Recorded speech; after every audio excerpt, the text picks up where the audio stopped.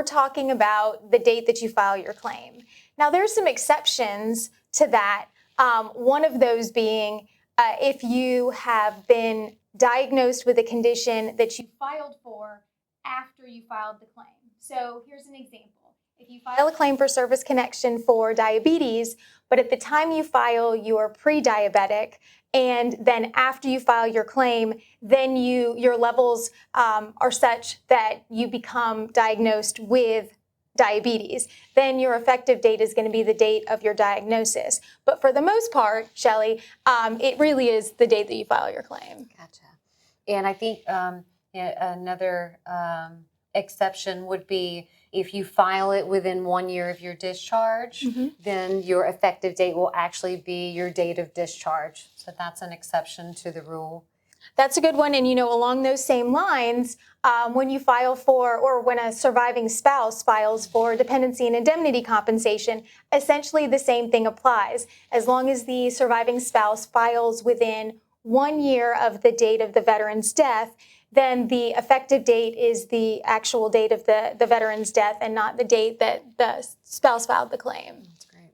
I would say the only other, and it's a much broader topic, right? Like we can get into a lot of things as it relates to this, is going to be the effective date of a reopened claim. So what we were talking about originally was the effective date as it relates to filing an original claim for benefits.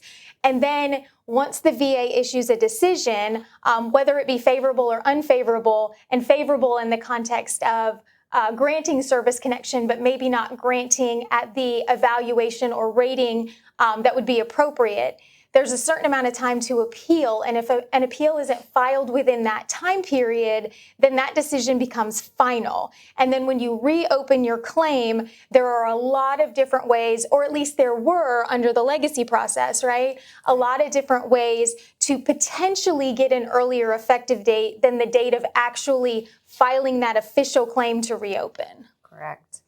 Yes. So now under the AMA, when you file your supplemental claim to reopen, that it will be your effective date unless your appeal is still pending or you're within the 12 months that Stacey was talking about since the rating decision from that original decision. On the face of it, it's an error that the VA makes that would have changed the outcome of the decision at that time without adding any evidence.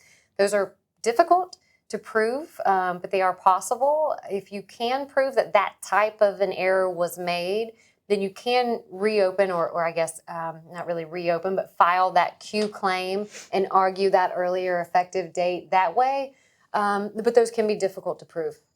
So as it relates to claims to reopen, Shelly was just discussing that you would file a supplemental claim or an 0995 that we call that in order to reopen a claim under the AMA. And so AMA went into effect in 2019. Prior to that, there were a lot of different ways, a lot of different ways to reopen to begin with. But in addition to that, even when you filed your claim to reopen, there are other ways or other things that you can look for in order to get an earlier effective date in between that date of the original claim and the decision that decided that original claim, whether favorably or unfavorably, and then the date that you reopened it. So one of those things to look for would be prior to 2015, there was a regulation that allowed for anytime a veteran had filed a claim for service connection and had been granted service connection, anytime thereafter, again, up through 2015, if there were VA treatment records that showed that the veteran's condition, that service-connected condition, was entitled to a higher evaluation, that acted as a claim to reopen and could potentially date the effective date back to those records. Mm-hmm. Yes. And as Stacey was saying, under the older legacy system, if a veteran received a denial for service connection or an increased rating, and then the same thing happened within 12 months of that rating decision, there were VA medical records or vocational rehabilitation records that showed something that either entitled the veteran to service connection or an increased rating, then we could argue that as new evidence, which would hold that decision open so that you could get an earlier effective date. But all that kind of changed with the AMA, which came into play in 2019. When a veteran files an original claim for service connection, and I suppose it could relate to either, but typically we're going to see this happen when a veteran has filed a claim for service connection, and at the time of the claim and at the time of the VA decision, there are not service records, or there are not service treatment records, so that the in-service medical records or personnel records or any records really from service that were not present in the claims file at the time of that decision.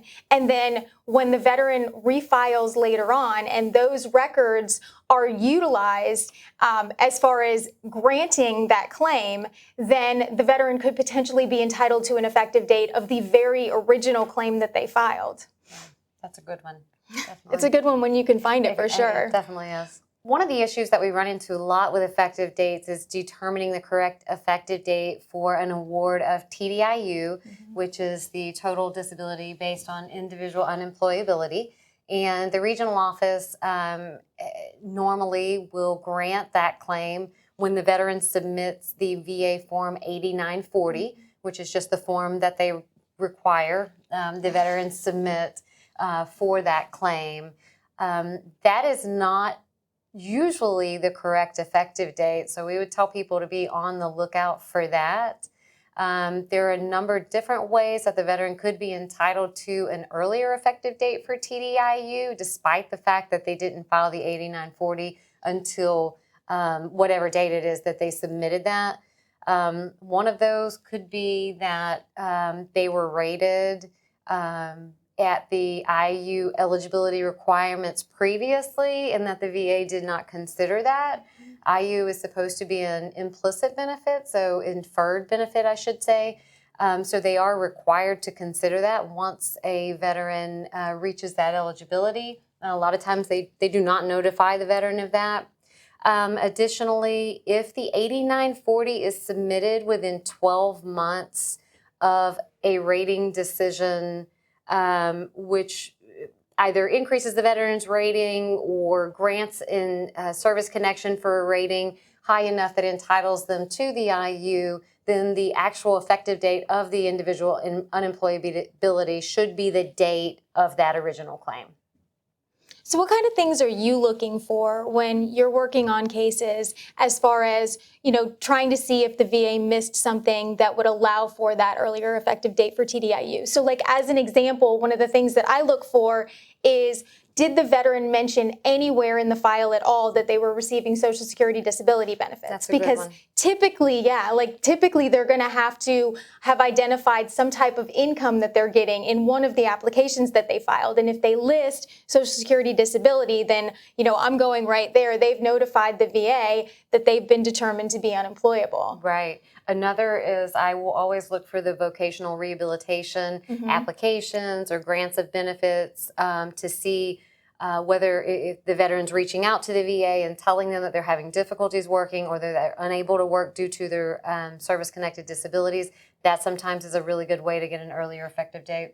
So you mentioned that TDIU is an implicit benefit, and some of the other ways I think that are really important to look for as far as earlier effective dates are the other types of implicit claims, which go along with the expressly raised claims as far as being within the scope of those claims. And so, within the regulations, the VA is required to evaluate the claim for things that are included based upon, what's in the medical records, the type of complaints that the veteran has made regarding the condition, and grant them the things that are reasonably raised within the scope of those claims. So here's another example, and we'll go right back to my diabetes that I was talking about before. The veteran expressly raises a claim for diabetes, and they have shown evidence that, and they prove their claim for diabetes and are granted service connection.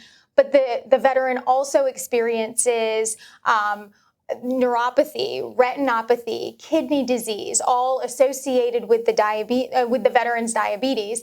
and the VA doesn't look at or evaluate any of those. So say that 1 year period runs for the appeal of that rating decision, and the veteran brings it up again later. The veteran can argue that those reasonably raised complications of the diabetes were within the scope of that original claim and look for an earlier effective date there. And that's a great point. And a lot of times we can find those within the C&P exams. So if a veteran looks at the C&P exam report, they may even see that the examiner makes a point that this person has diabetes and they're suffering from neuropathy, but then the adjudicator at the VA doesn't rate it at all, and they just rate the diabetes. And that's a really good way to prove the reasonably raised claim. And there are a lot of different conditions where that applies too. And so, I mean, you definitely, for almost, every condition that a veteran has, you have to be looking at what other things did this condition cause to see whether or not you can get an earlier effective date for all of those various conditions. And that really helps as far as the increased overall total rating and those past due benefits, the additional past due benefits. Yes.